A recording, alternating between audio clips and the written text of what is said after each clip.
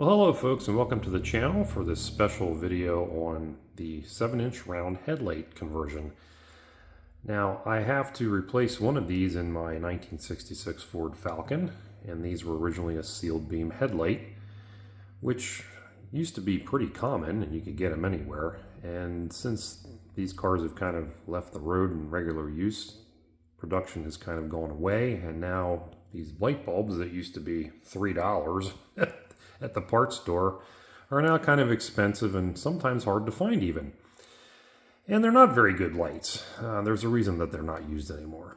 Now, back in the day, as in the 1980s when I first got involved in cars, you could buy what was known as an H4 headlamp conversion. And what it is a headlight that looks exactly like this, except that the back is open. It's not a sealed beam, it's an open light. And it has a replaceable bulb in it. It's halogen. And those were significantly better in both lighting and beam pattern than what we were cursed with here in the USA, as those H4 bulbs and lights were generally European only. But you could get them from Bosch, Hella, Cibier, and Marshall, and a few other brands. Unfortunately, they're not really available anymore, and what's out there is no longer a glass lens. It's usually a plastic lens, and you're paying a lot of money for not as good of quality. So I lost a headlight in this car and have to replace it, and decided I wanted to upgrade from these weak little sealed beams and put something better in there.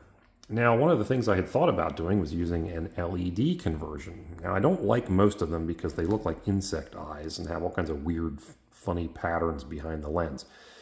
But Holley makes one called Retrobright that looks like a normal headlight, but it's an LED light.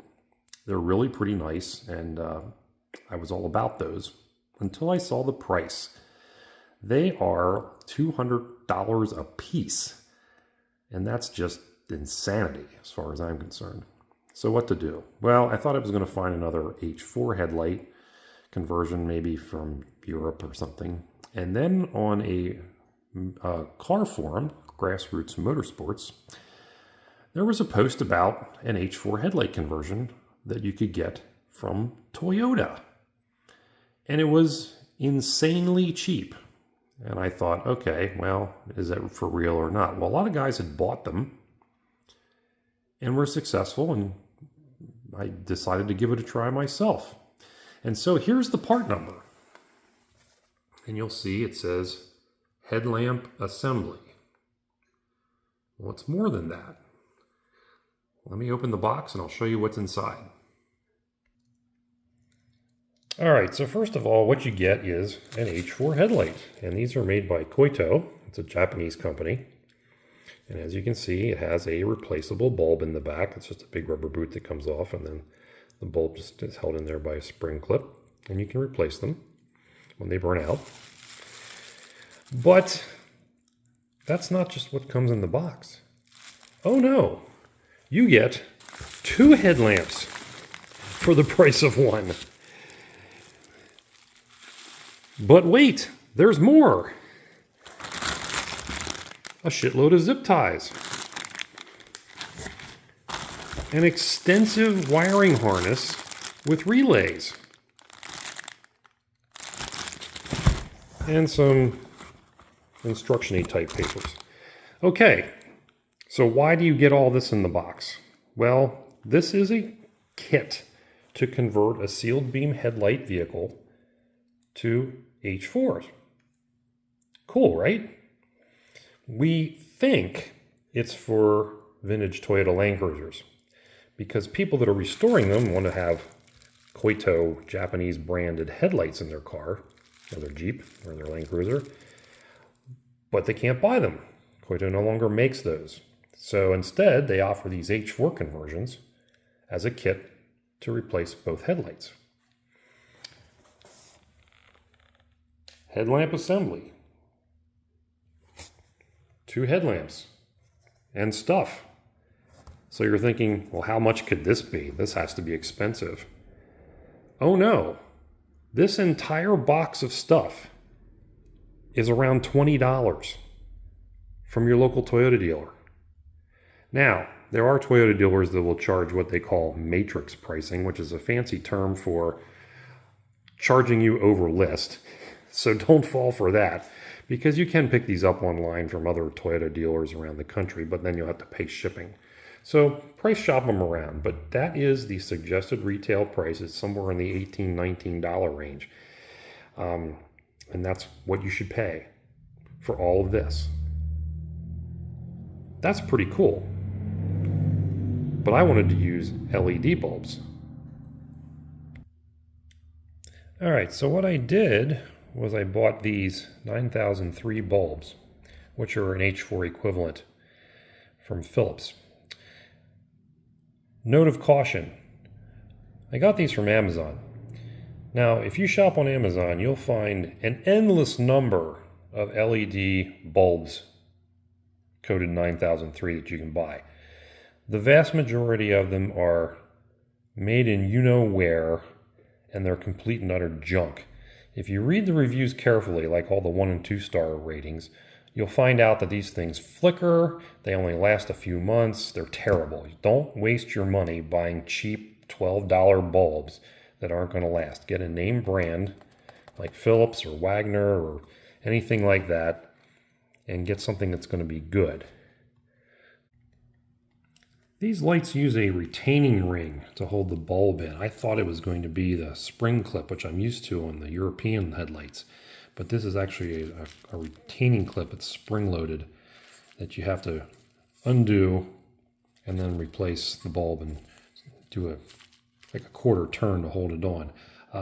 They're a little fiddly because you have to get these tabs onto these ramps.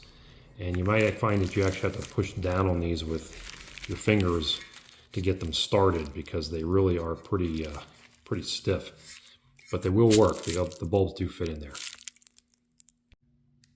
Okay, and then this is what the bulb looks like. This is the LED bulb. And the reason it looks funny is it actually has a little fan on the back to cool this element or igniter that illuminates the LED part. So that's pretty cool. So you just take this bulb out of your headlight. You see it's got a 3-star, 3-prong mounting there, as does this guy. Just replace one with the other. And there it is installed. So I want to point out the reason to use the LEDs. The bulbs are more expensive, obviously, and you're going to have to buy these in addition to the ones that come with it. But these will require the use of relays because of the amperage draw that they have, whereas these will not. These don't pull any more amps than a stock sealed beam headlight. Actually, they may actually pull less. So you don't need to do the relays and all the wiring that goes with it. These are truly plug and play. It is possible to put these gaskets on the back if you trim them. What I found was that, at least for the Philips bulbs, if you trim this circle here out inside the raised part, you'll have the right side hole for right here. Because if you sit this down on it, it'll sit on there perfectly. So that's just a matter of taking your razor knife and trimming that around. It's a little bit of work to do, but it's not impossible.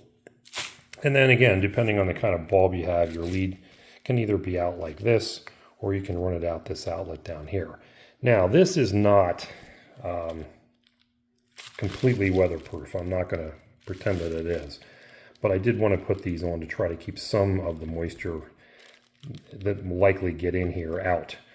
But I think you're going to have enough protection with that to keep water from running down in here. It's still going to be able to get in here. So you might find over time, because these are not sealed, that you might get some moisture in the headlights if you live in and drive in really wet weather. Time will tell, but at least I am able to put those on and hopefully get those to work.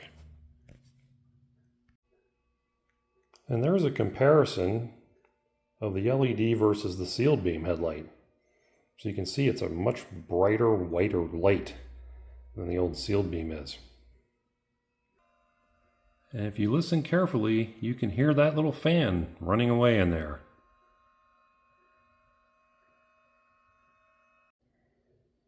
And the completed look. And lastly, what they look like on.